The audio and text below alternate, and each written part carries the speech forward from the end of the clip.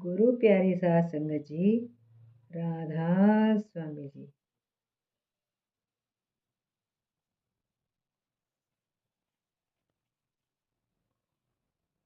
रूहानी शिक्षा।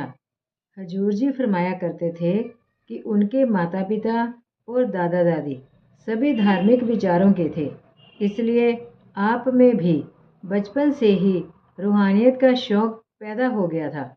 अब आप 3-4 वर्ष के थे, तभी से अपने दादाजी के साथ उनकी उंगली पकड़कर अपने गांव में आने वाले साधु महात्माओं के दर्शन के लिए जाया करते थे। घर में सभी स्त्री पुरुष सवेरे उठकर जपजी साहिब का पाठ किया करते थे, इसलिए आपको छोटी उम्र में ही जपजी साहिब जबानी याद हो गया था। 9-10 वर्ष की आयु में आपने श्री गुरु ग्रंथ साहिब पढ़ना शुरू कर दिया था। पुस्तकें पढ़ने का शौक आपको शुरू से ही था, लेकिन व्यर्थ के पुस्तकें पढ़ने में अपना समय नष्ट नहीं करते थे, केवल धार्मिक पुस्तकें ही पढ़ते थे। हजूर जी बताते थे कि दसम ग्रंथ रामायण, महाभारत, भागवत आदि पुस्तकें आपने छोटी उम्र में ही पढ़ ली थी।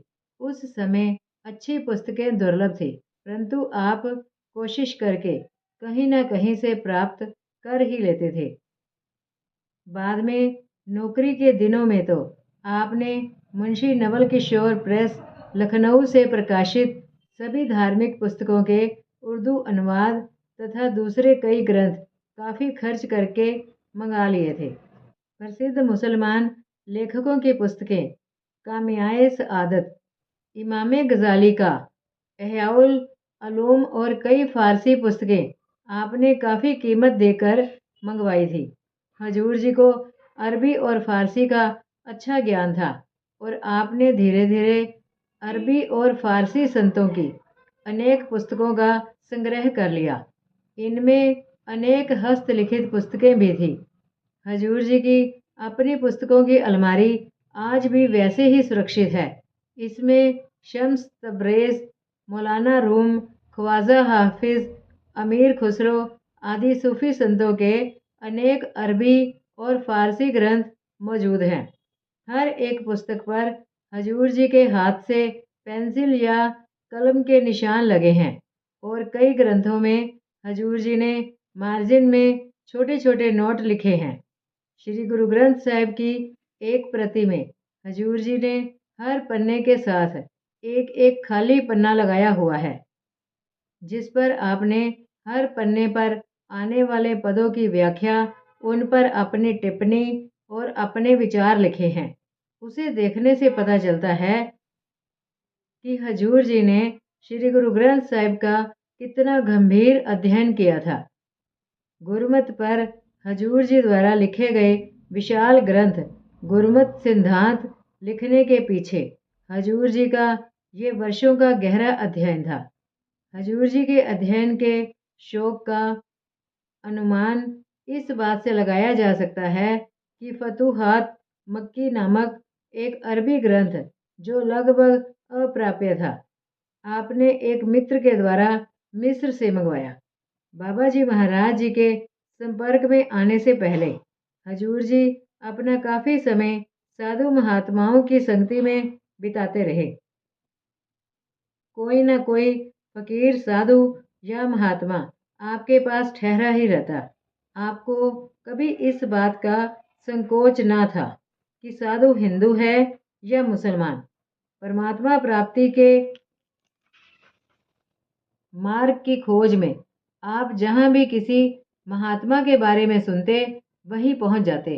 इस सिलसिले में आप कई बार धार्मिक सभाओं में भी गए, कई बार सभा सोसाइटियों के सभापति और सेक्रेटरी भी बने।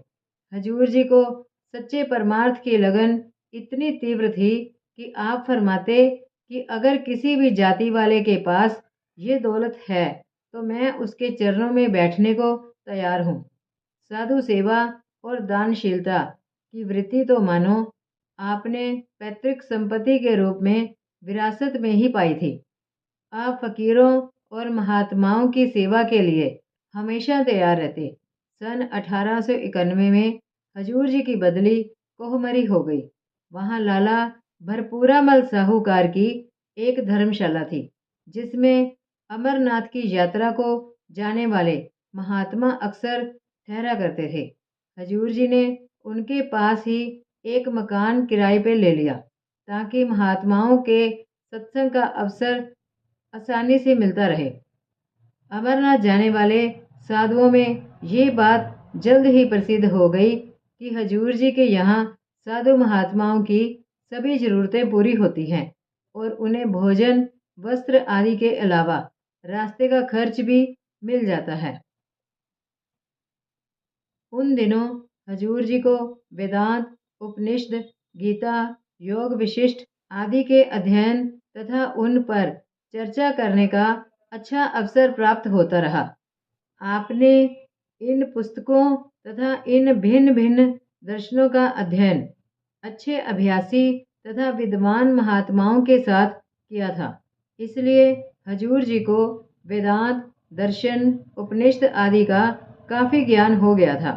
बाबू गुलाब सिंह जी बताते थे कि कई बार अच्छे अच्छे महात्मा हजूर जी से चर्चा करने की इच्छा प्रकट करते और रात को 11 बजे तक सत्संग चलता रहता।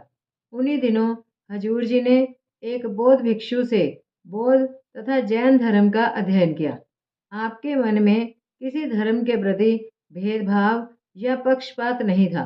मुसलमान फकीर, सूफी, हिंदू योगी, वेदांती आदि सभी से आप प्रेम पूर्वक मिलते थे।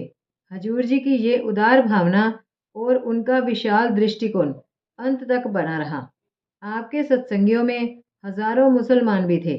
कुछ सूफी फकीरों की संगति में आपने मौलाना रूम, शम्स तबरेज, मुजद्दिद अल फसानी आदि महात्माओं की पुस्तकों का अध्ययन किया।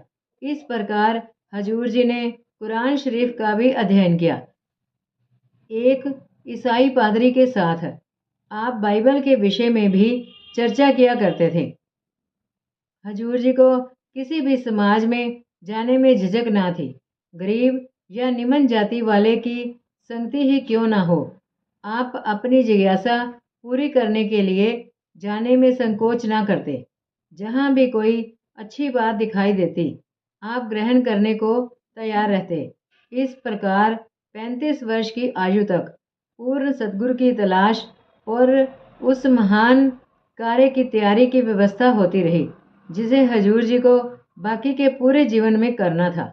हालांकि हजूर जी को साधु महात्माओं से मिलने का बचपन से ही शौक था, परंतु आप दिखावा करने वाले और भेषी साधुओं के पास नहीं जाते थे।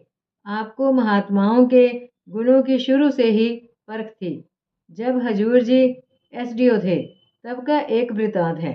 एक दिन हजूर जी घोड़े पर सवार होकर पहाड़ों में जा रहे थे। एकाएक हजूर जी के दिल में खुशी पैदा हुई।